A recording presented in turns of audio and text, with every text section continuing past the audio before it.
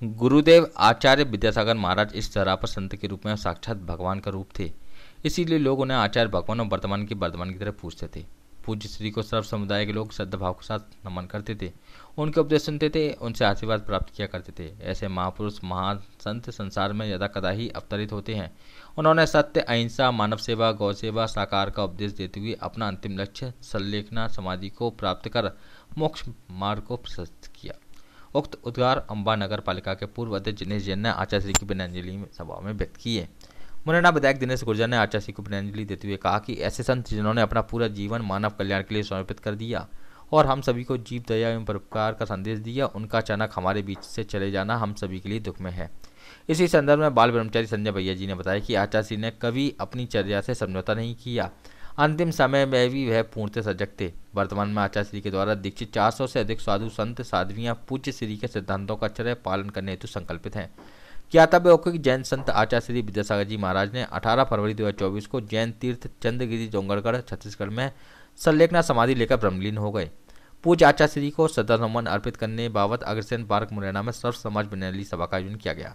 विनयाजलि सभा में कांग्रेस के ब्लॉक अध्यक्ष विक्रमराज मुदगल, प्रदेश सचिव मनीष उपाध्याय, भाजपा मंडल अध्यक्ष अनूप जैन, अतुल माहेश्वरी, LK गुप्ता, टेक्टोली के संचालक जगदीश चंद जैन, अध्यक्ष राजेंद्र भंडारी सहित बड़ी संख्या में लोगों ने अपने श्रद्धा सुमन अर्पित किए। जाता है ऐसी एक छत आज हमने जैन समाज के ऊपर से, देश के ऊपर से एक छत छिड़ गई है।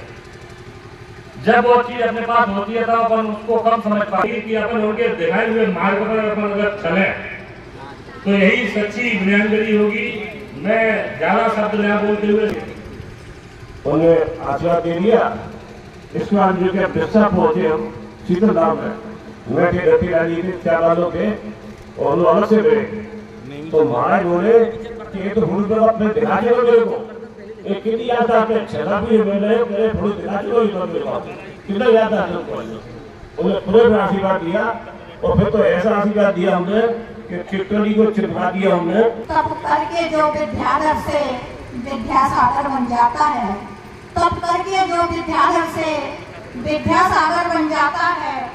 इस महाप्रयाण की बेला में, इस महाप्रयाण की बेला में, इस महामना के चरणों में करके शतवार नमन ये मन श्रद्धा के सुमन चढ़ाता है। करके शतवार नमन ये मन श्रद्धा के सुमन चढ़ाता है। सच तो ये है कि हमारे मुनि आचार्य भगवंत जिस चर्या को ग्रहण करते हैं उसमें किसी भी कष्ट विपदा या मुसीबत से नहीं डरते, किसी भी कष्ट विपदा या मुसीबत से नहीं डरते। चले हैं सत्य के पथ पर उजाला सूर्य सा करते। किसी भी कष्ट विपदा या मुसीबत से नहीं डरते। चले हैं सत्य के पथ पर उजाला सूर्य सा। वैसे तो सभी को ज्ञात है, हम लोग यहाँ विनयाजलि के लिए आए हुए हैं। आचार्य श्री की जितनी भी खूबियां हैं वो सबको मालूम है। मैं क्या बताऊं, हालांकि उनके कई बार मुझे दर्शन प्राप्त हुए, बिल्कुल पास में बैठ के बातचीतें हुई और आचार्य श्री ने मेरे हिसाब से आज अगर जितनी शहर मतलब देश में, हिंदुस्तान में जितनी भी गौशालाएं यहाँ चल रही हैं वो उनकी क्या गौशाला बड़ा हो 150 गौशाला संचालित है, जिनमें लगभग 1.5-2 लाख गायों का आश्रय है और ज्यादातर गायें देसी नस्ल की गायें हैं। उनके द्वारा दीक्षित 398 मगर अभी तक कोई दीक्षाएं नहीं है, जिसमें 130 के लगभग मुनि है, बाकी 8 और को क्षुल्लक है। इतना बड़ा उनका प्रकल्प कर रहा है, प्रथम स्थली है।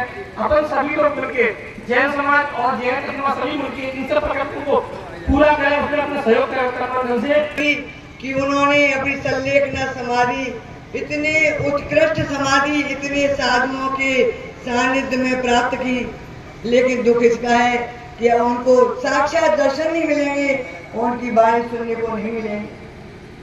अब मैं आपको क्या बताऊं कि कोई छोटा सा उदाहरण याद आता है कि आचार्य जी कर्नाटक के थे और कर्नाटक दक्षिण में ही पहले धर्म था, तो वहां से शांति सागर महाराज जब इधर उत्तर भारत की तरफ आ रहे थे तो जब मुगल शासन था तो मुगल शासन में नग्न साधुओं पर प्रतिबंध लगा हुआ था। तो उन्होंने कहा शांति सागर महाराज ने कि नहीं, मुझे तो उत्तर भारत जाना है, वहाँ की तीर्थ यात्रा करनी है। तो उनके जो सहयोग देती थे, उनने कहा ये तो नामुमकिन रहेंगे तो मुमकिन हो या ना हो। तो वो लोग हैदराबाद के निजाम के पास पहुंचे। हैदराबाद के निजाम से उन्होंने कहा कि हमारे किसी भी व्यक्ति के पास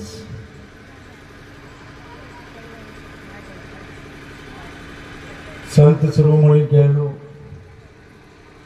आचार्य भगवान कह लो, जैन समाज की आन बान शान कह लो, चलते फिरते तीर्थ कह लो, भगवान महावीर की श्रेणी में और समकक्ष कह लो, आप कुछ भी कहो, सारे शब्द उनके लिए छोटे हैं। मुझे भी कई बार आचार्य श्री के दर्शन करने का सौभाग्य मिला। मैं एक घटना आपको सुनाना चाहता हूं।